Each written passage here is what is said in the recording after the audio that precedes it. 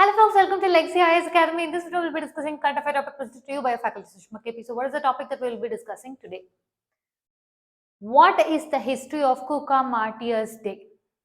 In this topic, we'll be discussing about what is the relevance of it to UPSC, why is it in use. We will also be discussing about the Kuka movement and the aftermath. This is mainly important for your GS paper 1. Now look at this. Who are the Namdharis? Why were 69 Namdharis executed by the British in 1872? What is the sect's status today? That is what we will be discussing in the course of the video. Now, first look at it. Presently, Namdhari Shaheed Smarak in Malerkotla was organized to mark the Kuka Martyrs Day. So this is why it is in news. Okay. Back in 1872, this particular incident happened.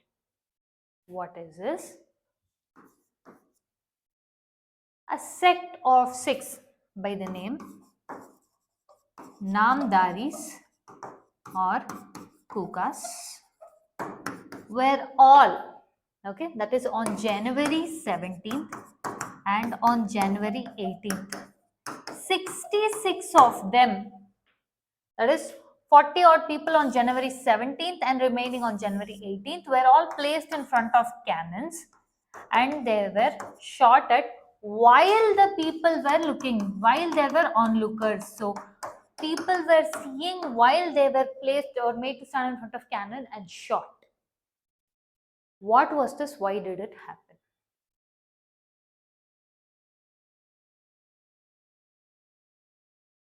The Namdharis. See, first take this. 1857. We call it as the first Indian independence or your Sepoy mutiny. Yes.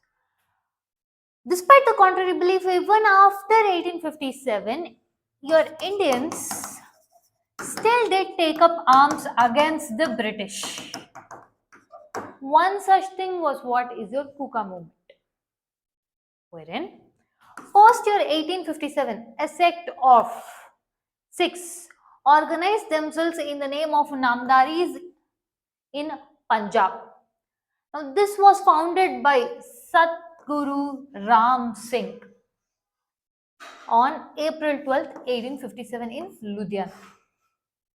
The beliefs of this particular sect was they questioned the vices in the society such as meat consumption, alcohol consumption, and they were strictly against your cow slaughter. Alright, and they were also the one who challenged the status quo of your British.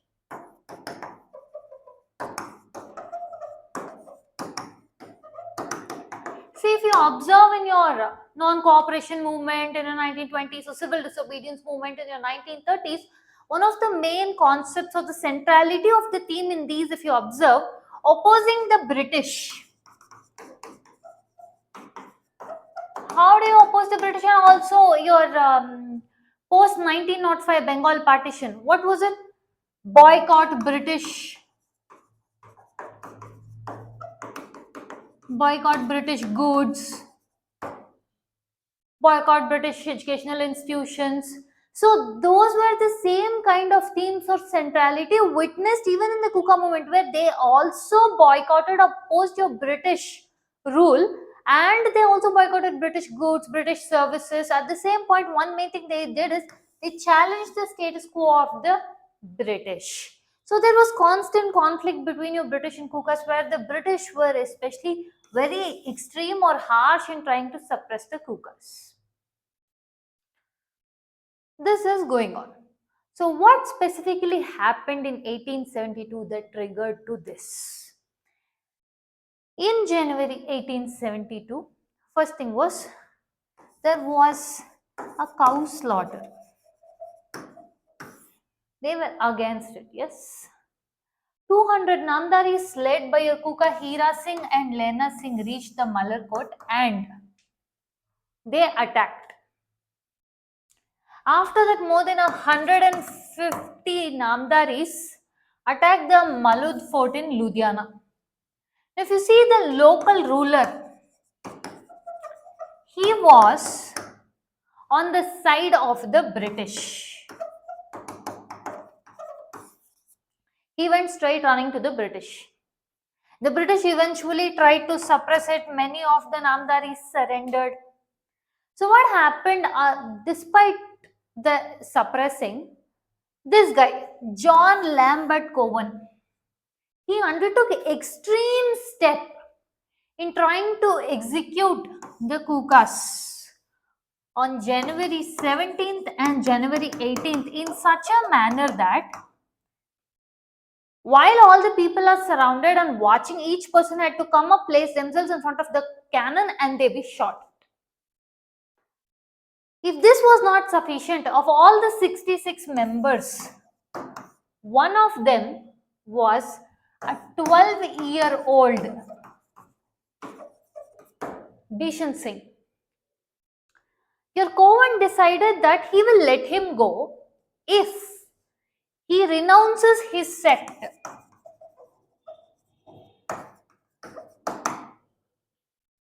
To that, he not only rejected that offer, but he went ahead and pulled his beard. As a matter to retaliate, first his fingers were cut off, then he was killed by the sword. He was 12 years old at that point of time. One other incident was of your Varyam Singh. Among the 66 people, one was also a Varyam Singh. He was a short person, but courageous. Why do I tell that? You will come to know. He was short. So what he did was, he couldn't come up to the size of the cannon. He gathered stones and he stood on that so that the cannon can fire through his body. Your British were able to probably suppress the revolt, but they could not suppress the courage. So, if anything, the British didn't win, the Kukas won. What was the aftermath? What happened?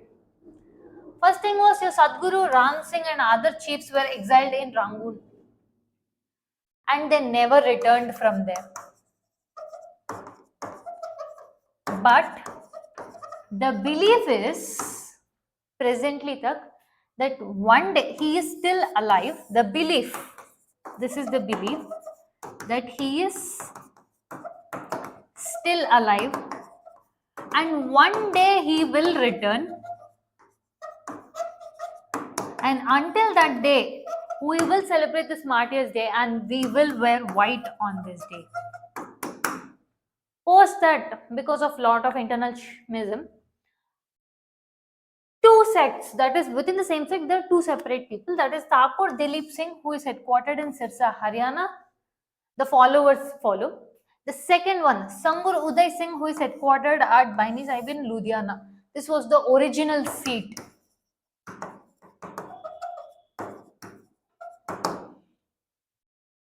Okay. Your British may have tried to kill people, but they could never suppress the Indian spirit. With that, we have come to the end of the topic. If you like our content, subscribe to our channel, hit the like button and share it along with your friends. Thank you.